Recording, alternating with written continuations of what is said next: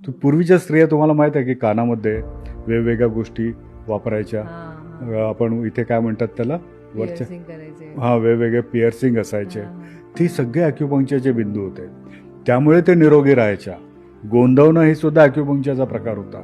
हातामधल्या वेगवेगळ्या बांगड्या ह्या सुद्धा ॲक्युपंक्चरचाच संबंध आहे त्या सगळ्याशी. या सगळ्यांनी ते बिंदू स्टिम्युलेट व्हायचे. आता वेगवेगळ्या बांगड्या जेव्हा या कंगण घातले जातात त्यावेळी इथे आपल्या शरीरामध्ये जाणाऱ्या हार्टला जाणाऱ्या एनर्जी चॅनल्स आहेत. इथे हार्ट आहे, त्या हार्टच्या भोवतीचं कवर आहे, त्याच्यानंतर लंग्स आहे, त्याच्यानंतर फुफ्फुसाशी जाणारे संबंधित आहे, त्यानंतर आपलं पचनाशी संबंधित आहे.